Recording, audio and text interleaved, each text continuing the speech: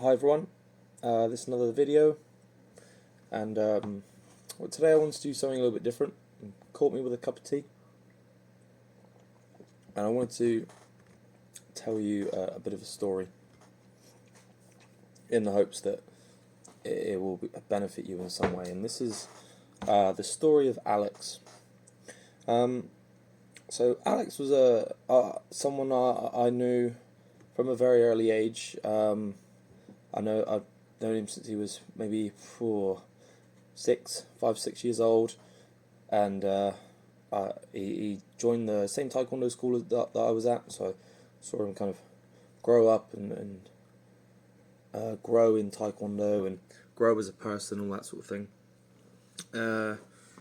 And he had a younger brother as well who also did taekwondo. And Alex, he spent a long time at black stripe. So in taekwondo, black stripe is the one before black belt. So he put a lot of time in and a lot of dedication in to try to reach that goal that you want of black belt. I remember one day a few years ago we were at a class and we were there helping out the juniors, the younger people, as Alex did every week, which was really selfless of him. And we were chatting about, I don't know, like video games and like this and that, and what we were up to in life and things. And Alex was a college student, and he was studying. He wanted to do, I believe it was biomechanics. So he wanted to he's really smart, actually, really smart lad, and he wanted to build prosthetics that you could use with your brain. Obviously, this is technology that is possible now. It's amazing. I've not got the skills to even fathom how it works or do it myself. But yeah, so he was studying that, and that's what he wanted to do. Amazing stuff. And I remember this one night we were talking, we were chatting, having a laugh, and I remember he said to me, he said, "Oh, I really look up to you. I see you as a big role model." I was like, "Oh, thanks, man. Yeah, that's really nice. It's a very nice thing to hear, isn't it? A very nice thing to hear. Not good for your modesty." No. Obviously, yeah. I was really flattered by that. It's such a nice thing to hear from someone as well. Alex had grown up to be a very decent young man. Not without making mistakes, as anyone would be, but a decent young man. 17 years old, still kind of doesn't know his ass from his elbow in the world, but doing well, and growing really well. And yes, that was the Friday night, and he said that to me. And then on Saturday, I don't know, he stormed into his home, kind of angry, cross, and his dad was like, "What's wrong?" And nothing, and just stormed out. And didn't hear from him for quite a while. Didn't hear from him for a while, and people were starting to obviously panic. It's like, "Oh, where's he gone? What's he doing?" I remember messaging him, being like, "Alex, mate, can you get hold of me? Like, I want to know what's going on." And I didn't hear anything back. And on the Monday, I got a call. Who was it that called me? I think it was my brother that called me. And he called me to tell me that Alex had died. He called me to tell me that Alex had taken his own life.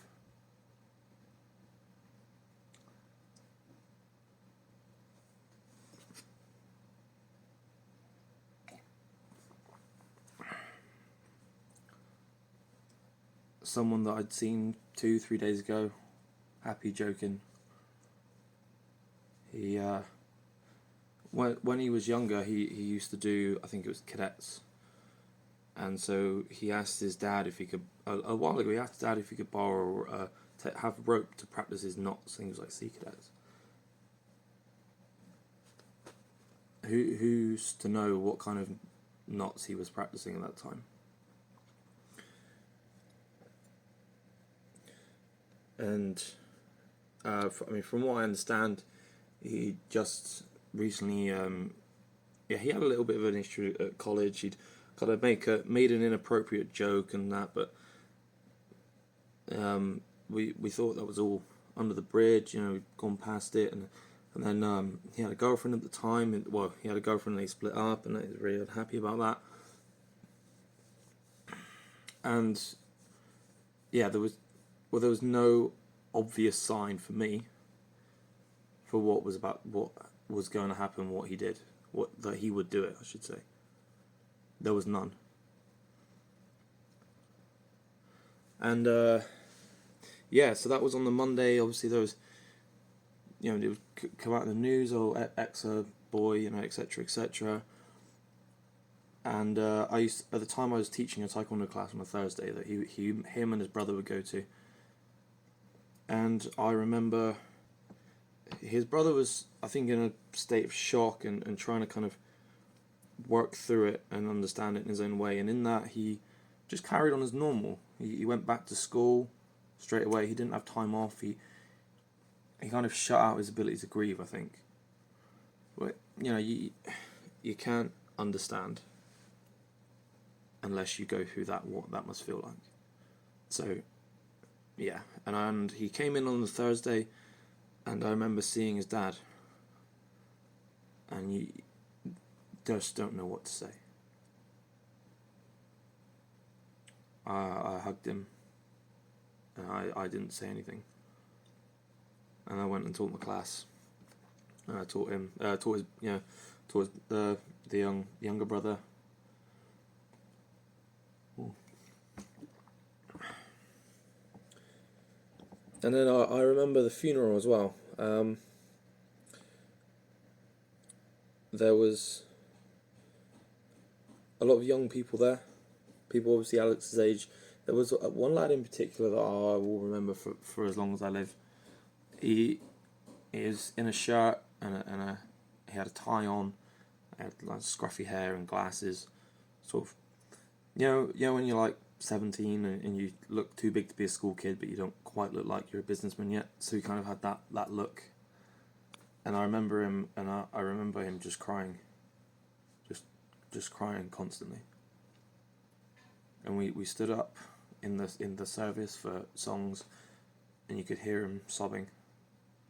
And you could see from where I was, a few rows in front, Alex's parents, his mum, sobbing as well. And I was stood next to my friend, who, he's a pretty cool, calm guy. That's the first time I've ever seen him look emotional, look genuinely upset. And there was, next to the coffin, a big picture of Alex's face, a big picture of his face. And the first people to walk out of the room was Alex's family. And before he walked out, his dad kissed his hand and touched the picture of his son's face before he walked away.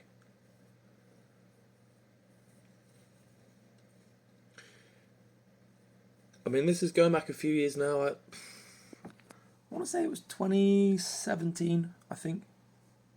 Man, I should remember. I should be able to remember. It's very quick. It's very easy to quickly forget when you get caught up in your own life and you get caught up in other things. And there's been another reason again for the awareness of suicide to come up to the public. And it should be an opportunity, rather than, I think people are treating that situation kind of oddly. They're saying, oh, it's the media's fault, it's the fault of this, the court and all this. Yeah. But suicide is one of the biggest, I think, if not the biggest killer of men under the age of 40. Suicide in young girls, I think, should have read this before I looked, but I read it recently. I think between the age of 11 and 17, the suicide between young girls of that age is going up. Okay, this isn't a media problem. Okay, this isn't a court problem. This is a national issue that is not really being tackled correctly. And I don't know the answer, but what I do know is that if you are struggling, if you have problems, and you need to get yourself some help, to be in the mindset that the best answer is to end your life. It takes a lot of personal reflection and I suppose in a way courage. I haven't got that. I can't put myself into that mindset. And the thing is that these people like Alex, who would have put himself in this mindset, he couldn't see the people left behind that cried at his funeral. He couldn't see that because he was so deep in this other idea that he had that he needed to end his life. Someone that I really believe would have gone on to do amazing things.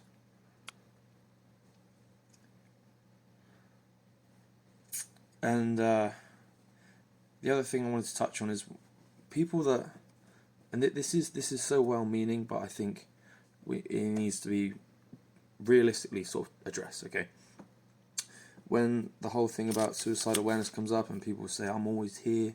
If you want to talk, I'm always here." Right. Either you're not always there, okay, because you can't be, or you will try to always be there and you will burn out, okay?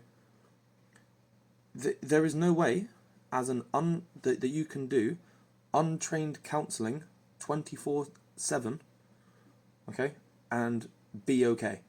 There is no way. Alright, well, if there is, if you've done it, congratulations. I mean, you are a freaking hero. Okay, but there is not many people in this world that are gonna have the ability to do that. So rather than offering that, it's well-meaning, I understand. Let's be real, and instead point out people that can help, people, institutions that can help. I mean, I've just searched on my computer, Suicide Help UK. Here we go, Samaritans, 116 123. If it was that easy, that if all we had to do was stop and listen, it wouldn't be an issue. So, yeah, I mean, I just wanted to tell this story because I feel like maybe it can help someone. Maybe it can help you. Not really fitness related. Well, I think it is actually. It's fitness of the mind, which you need in order to have real fitness of body and fitness of life. So it's all about just living healthy. Part of that is trying to be happy, and if you're not happy, which at some point in your life you won't be happy, that's just a fact. You can't be happy 100% of the time. Sometimes you might need help. And in the case of Alex, he did have people around him that could have helped him, but he chose not to because he maybe didn't feel like he could. And that's really sad. It's okay if you need help. Everyone needs help at some time in their life. No one can go through life, be successful and not get help at some point. It's just no way. So that's it, everyone. That's my story that I wanted to tell you. Hopefully you've got something from this, or it's something to reflect on, and we can improve who we are as people going forward and make the world a better place. Thank you very much. I hope you're having a great week. See you soon.